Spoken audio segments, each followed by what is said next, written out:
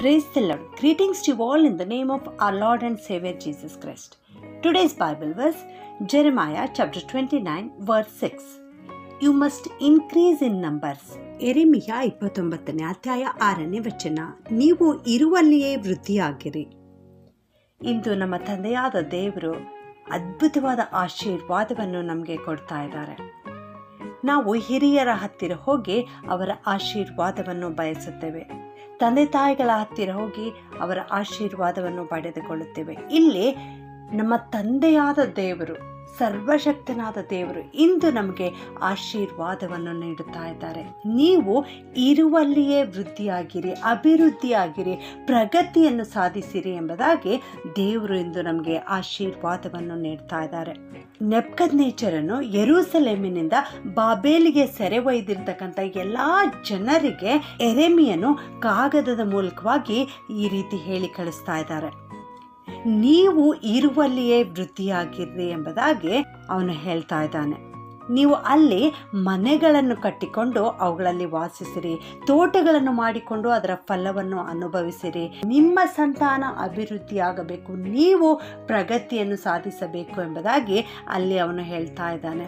ನಾನು ನಿಮ್ಮನ್ನು ಯಾವ ಪಟ್ಟಣಕ್ಕೆ ಸಾಗಿಸಿದೆನೋ ಅದರ ಕ್ಷೇಮವನ್ನು ಹಾರೈಸಿ ಅದಕ್ಕಾಗಿ ಯೆಹೋವನನ್ನು ಪ್ರಾರ್ಥಿಸಿರಿ ಎಂಬುದಾಗಿ ಇಲ್ಲಿ ಹೇಳಿ ಕಳಿಸ್ತಾ ಇದ್ದಾನೆ. ಹೌದು, ಆ ಪಟ್ಟಣದ ಕ್ಷೇಮವೇ ನಿಮ್ಮ ಕ್ಷೇಮ. ಹೌದು, ಇಂದು ನೀನು ಎಲ್ಲೇ ಇರುವುದಾದರೂ, ನೀನಿರುವ ಕುಟುಂಬದಲ್ಲಿ, ನೀನಿರುವ ಸ್ಥಳದಲ್ಲಿ, ನೀನಿರುವ ಪ್ರಾಂತ್ಯದಲ್ಲಿ, ನೀನು ಯಾವ ಪಟ್ಟಣದಲ್ಲಿ ವಾಸಿಸ್ತಾ ಇದೆಯೋ ಆ ಪಟ್ಟಣಕ್ಕೋಸ್ಕರ ನೀನು ಪ್ರಾರ್ಥಿಸು ಎಂಬುದಾಗಿ ಇಲ್ಲಿ ದೇವರು ನಮಗೆ ತಿಳಿಸುತ್ತಾ ಇದ್ದಾರೆ. ಹೌದು ನನ್ನ ಪ್ರಿಯ ದೇವಜನರೇ, ನೀವು ಇಂದು ಅಭಿವೃದ್ಧಿಯನ್ನು ಕಾಣಬೇಕು.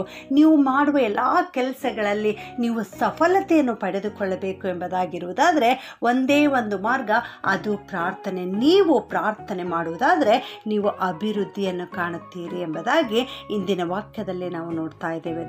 ಯೆರೂಸಲೇಮಿನಲ್ಲಿರುವ ಸಕಲ ಜನರಿಗೆ ನೆಬೂಕದ್ನೆಚ್ಚರನು ಸೆರೆ ಒಯ್ದಿದ್ದನು.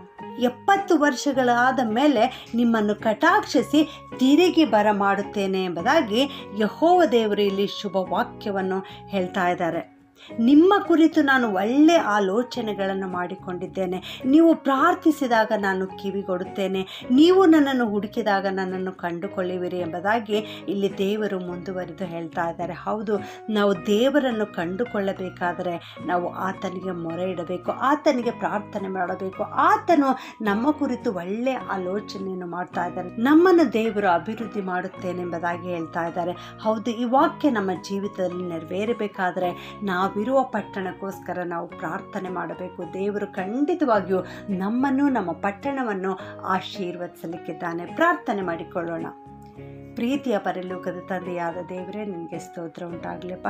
ನೆಬೂಕದ್ನೆಚ್ಚರನಿಂದ ಸೆರೆ ಒಯ್ಯಲ್ಪಟ್ಟಂಥ ಆ ಎಲ್ಲ ಜನರಿಗೆ ನೀನು ಒಂದು ಶುಭ ವಾಕ್ಯವನ್ನು ಅನುಗ್ರಹಿಸಿದ್ಯಪ್ಪ. ನಿನಗೆ ಸ್ತೋತ್ರ ಉಂಟಾಗಲಿ ಸ್ವಾಮಿ. ನೀವಿರುವಲ್ಲಿಯೇ ವೃದ್ಧಿಯಾಗಿರ್ರಿ ಎನ್ನುವ ವಾಕ್ಯವನ್ನು ಇಂದು ನೀವು ನಮಗೆ ಕಲಿಸಿಕೊಟ್ಟಿದ್ಯಪ್ಪ.